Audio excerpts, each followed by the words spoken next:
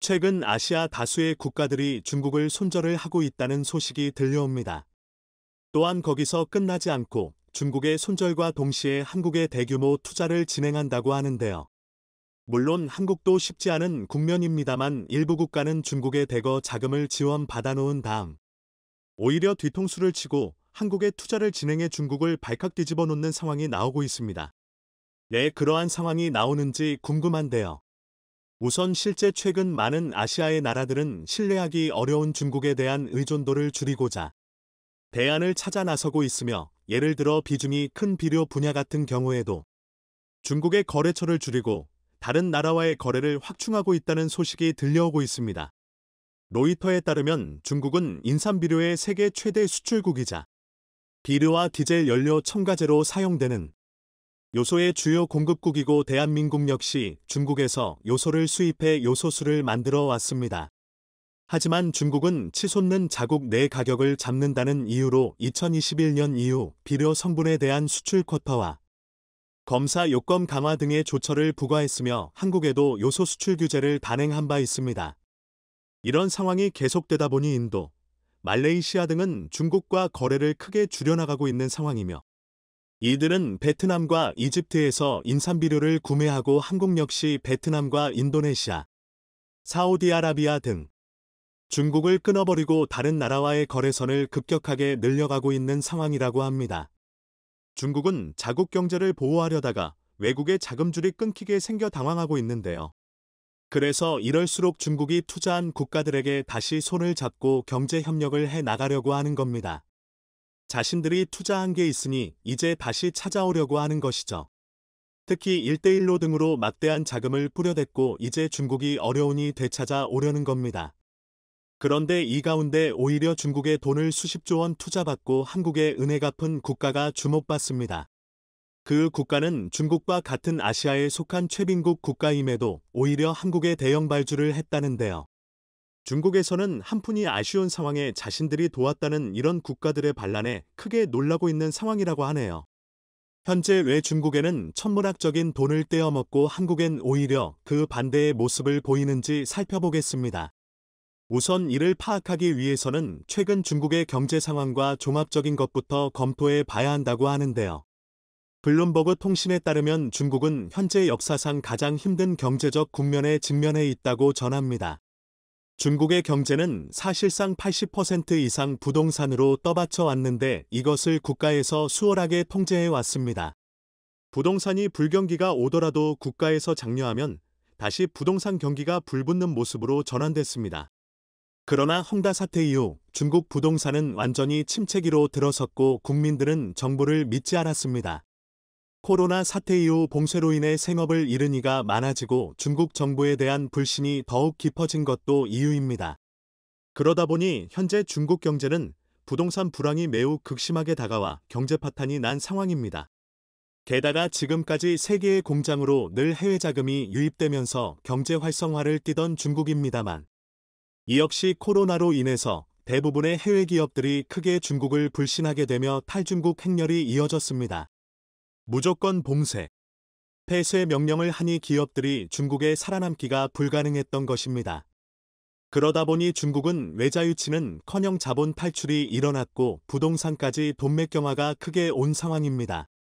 이럴 때 유일한 방법은 중국 정부에서 돈을 찍어 미국과 같이 유동성을 공급해야 하는 상황이지만 이렇게 되면 결국 미국과 같은 인플레이션이 오고 빈곤층이 많은 중국에는 치명타이기 때문에 중국 정부는 돈을 찍는 것은 그야말로 최후의 마지막 카드라고 보고 있는 실정입니다. 이러다 보니 중국 내부에서는 이제 전 세계의 뀌준 돈이라도 빨리 회수해야 하는 실정인데요.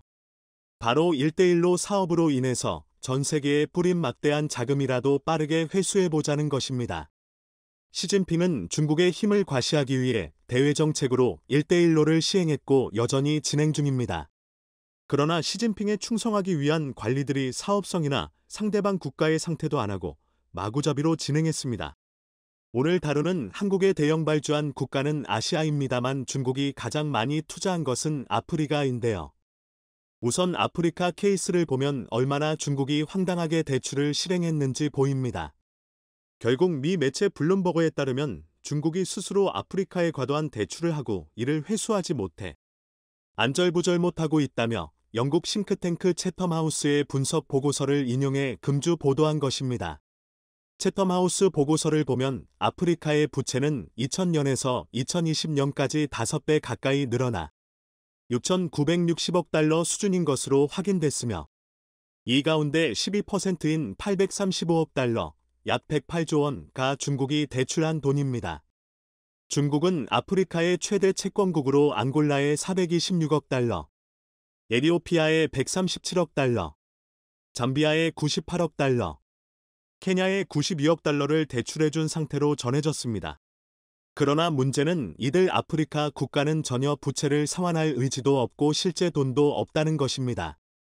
게다가 채텀하우스 보고서에 따르면 이들은 애초에 부채도 많은데 여기에 또 중국에서 돈을 빌린 겁니다. 경제적인 상황이 악화하는 가운데 중국의 아프리카 대출금 회수가 더욱 어려워지고 있다고 진단했습니다.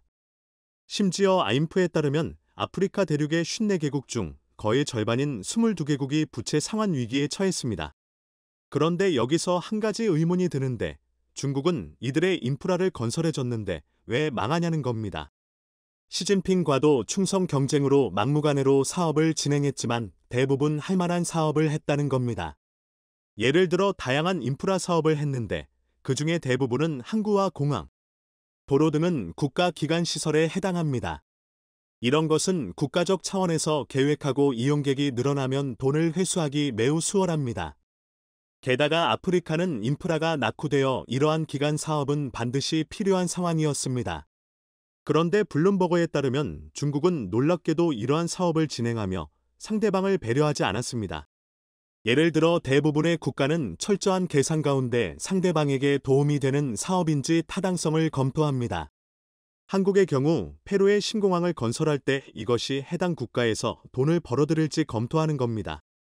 이는 상대방도 잘되고 한국도 잘되는 일로 기본 상생정신에 입각한 일로 일을 진행하는 것입니다.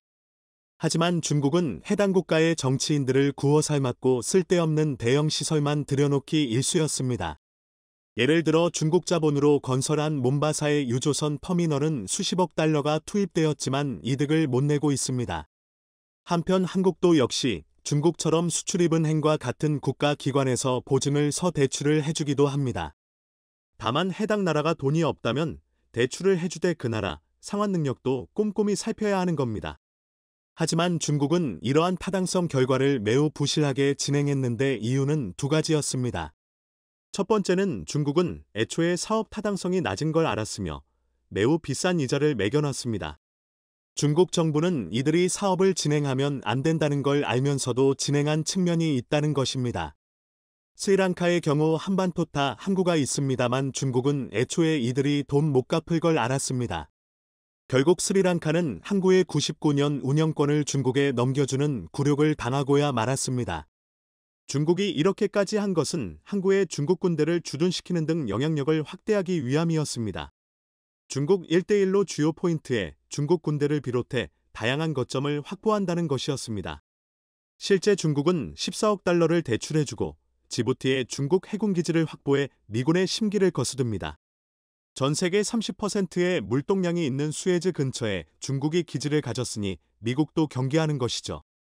그러나 지금과 같은 경제 혹한기에는 중국의 국력을 오히려 크게 약화시키는 독약이 된 셈입니다. 두 번째는 앞서 논의된 대로 공산당 관리들이 중앙정부에 잘 보여 출세하기 위함이었던 것이죠. 하지만 결국 중국의 경제 위기가 오자 이렇게 해외에 대출해준 돈을 회수 못한 것도 뼈아프게 된 것입니다.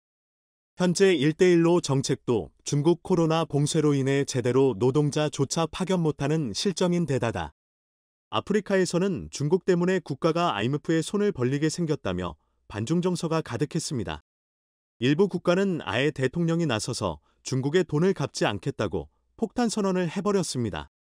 그런데 그 와중에 아시아의 최빈국 방글라데시에서는 한국의 인프라 사업 1조 3천억 원 규모 사업을 발주했습니다. 최빈국이라는 의미는 1조 원이 매우 큰 돈이라는 건데 그럼에도 불구하고 중국이 아닌 한국을 선택했다는 의미인데요. 국토교통부와 한국해외인프리도시개발지원공사 KIND는 10억 달러, 약 1조 3,400억 원 규모의 방글라데시 산업단지 용수공급 사업에 대한 우선 사업협상권을 확보했다고 전합니다.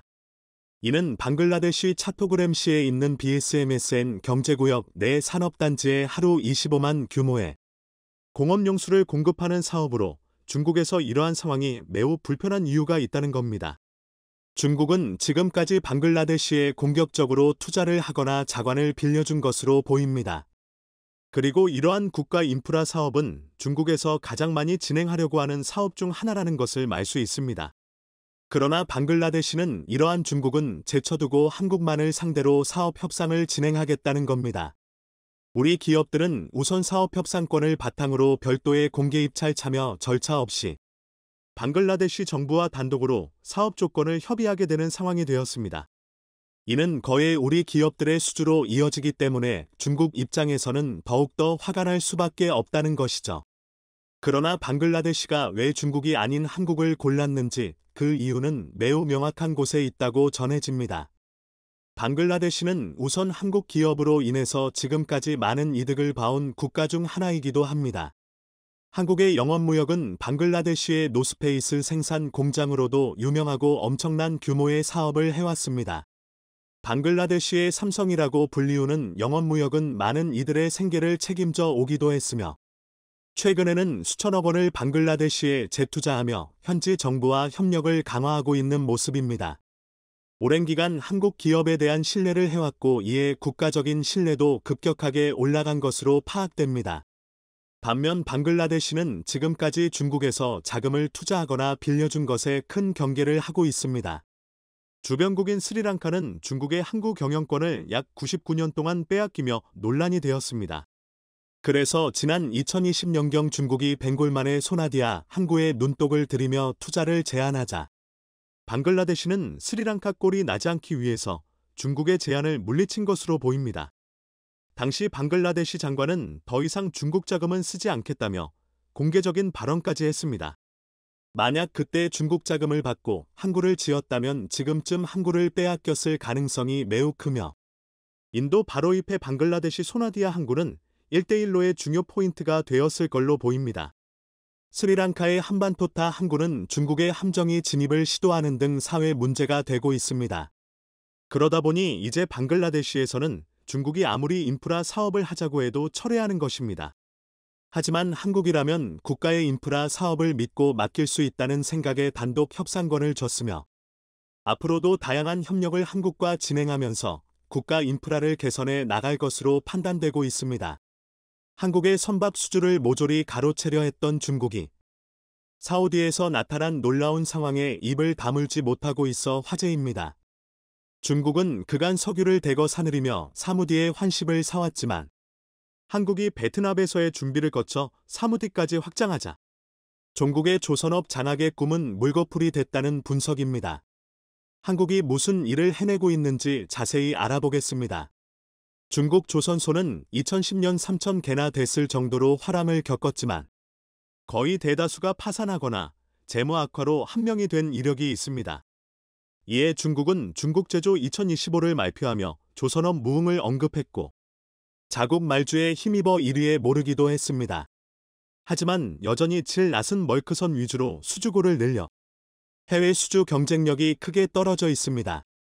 작년 중국이 카타르에서 LNG선을 일무 수주할 수 있었던 것도 80조 원에 이르는 자원 구입의 대가로 선박 수주를 따냈던 것입니다. 중국은 사우디에서도 비슷한 상황이 되길 기대해 왔습니다.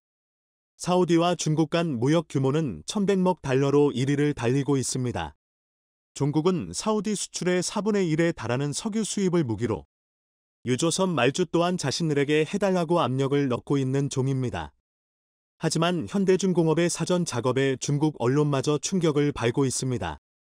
한국조선해양은 작년 실적 발표 때 선박기자재 핵심 부품 제조 사업과 원천기술 내재화를 통한 라이선스 수익 사업을 확대해 사업 지주사로 전환하겠다는 계획을 내놓은 바 있습니다. 이는 멀크선이나 유조선 등 중국의 저가 수출와 맞서야 하는 부분에서 해외에서의 협력을 강화해 이익을 챙기겠다는 의지를 보였다는 설명입니다.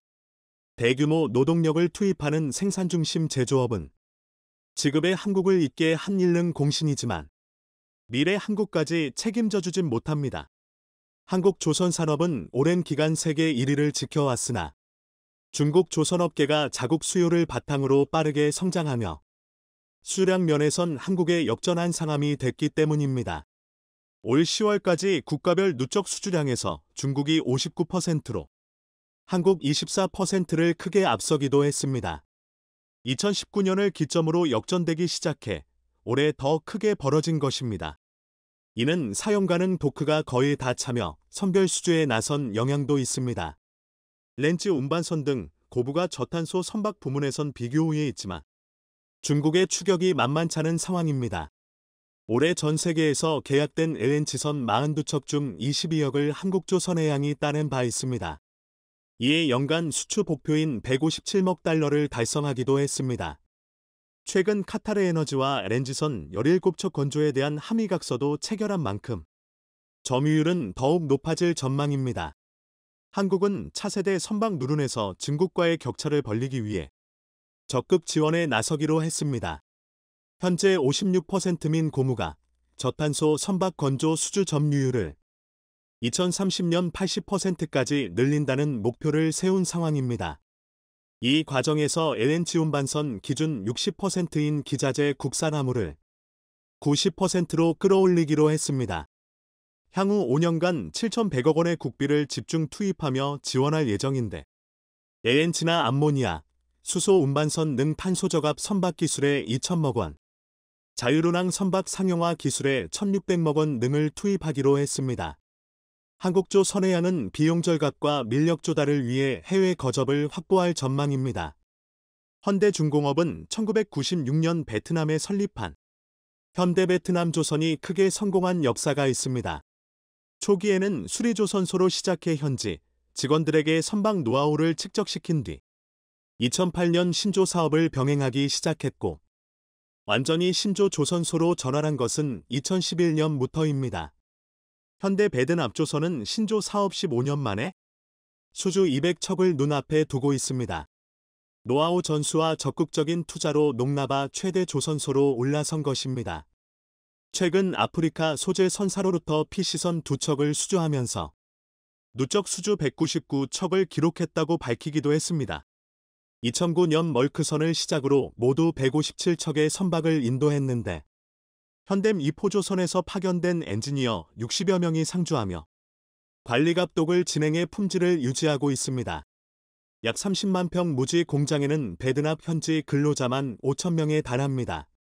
베드납의 조선업이 세계 5위 국가로 올라선 것도 현대 베드납조선이 74% 점유율을 차지하고 있기 때문입니다.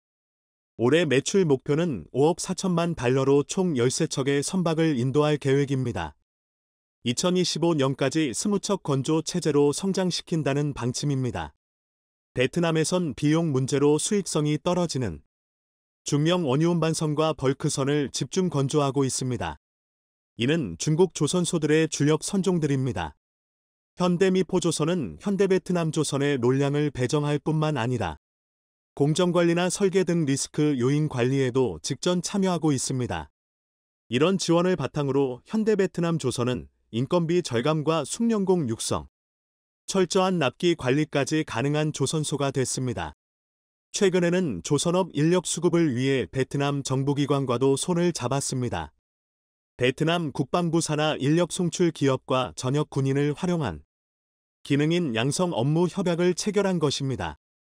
이들은 한국어 능력 시험 1단계 자격증을 취득한 뒤 현대베트남조선에서 근무할 자격을 얻게 되고 능력이 검증되면 한국조선소에서도 근무할 기회를 갖게 됩니다. 이렇게 선순환 구조를 만들어 국내 조선업 인력난을 해소한다는 전략입니다. 국내 조선 3사는 밀려드는 일간의 도크를 풀 가동하고 있는데 2028년 인도 계약이 대부분 찬 반면 생산인력 확보에는 어려움을 겪고 있습니다. 한국조선해양 측은 해외에서 조선소를 개발하려면 현지의 정치적 안정이 중요하다고 강조하고 있습니다. 이에 정권이 바뀌지 않는 사우디나 베트남에 공장을 짓고 있는 중입니다. 현대중공업은 사우디에도 유조선 설계 및 기술을 지원하기로 했으며 현지 인력 파견도 준비하는 등 현대베트남조선의 성공 노하우를 활용하겠다는 계획입니다. 현대중공업은 11월 6일부터 사우디 합작조선소 아이미 시험 운영에 들어갔습니다. 합작조선소 설립에는 정기선 사장의 역할이 컸습니다. 사우디 정부 관계자들을 만나 합작조선소 설립을 설득한 결과 사우디가 2016년에 발표한 비전 2030 사업으로 선정됐고 사우디 국왕은 예정 부지인 알헤어를 직접 방문하기도 했습니다. 2017년 현대중공업과 사우디는 합작조선소 건설에 합의를 했습니다. 그리고 2019년 사우디와 기술 라이선스 계약을 체결했습니다. 당초 2021년 완공될 예정이었던 조선소는 코로나로 공정이 늦어지며 올해 완공을 앞두고 있습니다. 사우디 동북부 킴살만 조선 산업단지 내에 건설될 예정입니다. 150만 평 규모로 조성되며 축구장 700개가 들어가고도 남을 정도의 압도적 크기를 자랑합니다. 현대베트남조선 30만 평과 비교하면 약 5배에 달합니다. 현대중공업 울산조선소는 180만 평인데 이름 제외하면 단일 조선소 기준으로는 세계 최대 규모입니다. 도크 3개와 골리앗 크레인 7기 등을 갖출 예정으로 연간 40척 이상의 선박 건조가 가능합니다. 현대중공업 지분은 20%로 2019년 맺은 계약에 따라 초대형 원유 운반선 한 척이 건조될 때마다 기술 라이선스 비용을 챙길 수 있습니다. 1971년 영국 조선업체 스콧 리스고로부터 설계 도면을 입차해 첫 선박 건조에 나선 지 50여 년 만에 설계 기술을 수출하는 수준까지 온 것입니다. 한국조선해양은 작년 7월 초대형 유조선 기술을 이전했습니다. 이는 세계 1위 기술력을 인정받은 결과라는 평가입니다. 총 사업비 5조 원 이상이 투입된 이 프로젝트에서 현대중공업의 지분 가치는 1억 3천만 달러에 달합니다. 사우디 아람코가 40%로 최대 주주이고 아람코의 선박 운영 자회사 바흐리 또한 주요 주주입니다. IMI는 이미 아람코로부터 20개의 굴착 장치와 10척 이상의 벌크선 및 VLCC 등을 수주해 놓고 있습니다. 이로 선박은 바흐리가 발주한 대형 벌크선이 될 전망입니다. 국내에서는 3년치 일감이 쌓여 도크가 꽉 찬 생활에서 해외 사업장이 새로운 수익원으로 자리 잡게 된 것입니다. 현지 직원들은 한국에 와서 관련 업무를 배워가고 있습니다. IMI는 아람코와 손잡고 조선해양 인력 육성 사업을 수주했는데 열건 계약의 3억 4천만 달러 규모입니다. 또 IMI 옆 부지에서는 현대중공업, 아랍코, 사우디 투자공사 두스르와 공동 투자한 선박 엔진 합작사 마딘 공장이 설립 중입니다. 2025년부터 이곳에서 현대중공업이 원천 기술을 보유한 중명 엔진 힘센 엔진을 생산할 예정입니다. 한국조선해양은 엔진에서도 로열티를 받는데 2020년 사우디와 셈코를 설린해 지분 30%를 확보하고 있습니다. 연간 총 200여 대 분의 선박용 엔진을 생산할 계획입니다. 중국 언론들은 현대중공업과 사우디가 선박 엔진 공장을 착공하자 기회를 놓치게 됐다며 한탄을 했습니다. 한 제조원체 임원은 이제는 완제품이나 반제품을 배에 실어 보내는 대신 그동안 축적해온 기술력을 자산으로 활용할 때가 됐다고 말했습니다. 선박 발주국들은 보통 자국 제품 이용을 반대급부로 요구하지만 사우디는 달성률에 대비해 조선업 육성을 꿈꾸고 있습니다. 한국조선해양의 로열티 전략은 이 같은 배경에서 나옵니다. 대형 LNG 운반선 둠 천재 압도적인 우위를 가진 선박은 중국, 일본 등 경쟁국과 초격차를 유지하고 경쟁력이 떨어지는 비주력 선종은 기술 수출을 통한 수익 확보로 경쟁업체를 견제하겠다는 것입니다. 한국조선해양은 비주력 선종에서도 경쟁 구도가 만들어져야 LNG선이나 대형 컨테이너선 등 주력 분야에서도 중국 조선소들의 저가 수주 여력이 줄어든다고 설명했습니다. 종국 언론 또한 사우디와 현대중공업의 합작사 설립이 중국을 견제하기 위한 전략 노출이라며 문통을 터뜨린 바 있습니다. 또한 이제는 사우디의 석유를 사는 대가로 선박 발주를 요구할 수도 없다며 한국에게 기회를 빼앗긴 현실을 한탄하고 있습니다. 사우디는 신흥국들의 조선업 실패 원인이었던 기자재 인프라 확충에도 전력을 다하고 있습니다. 작년 3월 킹살만 단지에 1조 원 규모 두산중공업에 주단조 공장을 유치했던 것도 이런 이유 때문입니다. 이는 사우디 최대 규모로 오는 2025년 완공 예정입니다. 사우디 측은 주단조 공장 건설은 왕국 최초의 프로젝트로 완전한 가치사슬 구축을 위한 공동 노력의 일부이고 선박이나 군함 같은 최종 생산물로 확장하는 것이 목표라고 말했습니다. 천대중공영과 사우디는 군함을 만들기 위한 MOU까지 체결한 상태입니다. 아이머이 천지 조선소에서 군함을 생산하기로 한 것인데 군용 선박 엔진 기술력도 양사가 함께 발전시키기로 했습니다. 사우디는 약 3조 원을 들여 호위함 5척 건조 계획을 세우고 있습니다. 천대중공업은 대공, 대함, 대잠, 전자전 눌력을 대폭 강화한 호위함 모형 10종을 선보여 그들의 관심을 끌었습니다. 사우디는 군함 건조에서도 자국 생산을 요구하고 있습니다. 이는 현지 한작 조선소를 확보한 현대중공업에 유리한 내용입니다. 천대와 사우디의 관계 강화로 중국 업체들이 도저히 끼어들 틈이 없게 된 것입니다. 한국은 세계 각국과 협력을 강화해 조선업 1위를 되찾기를 바랍니다.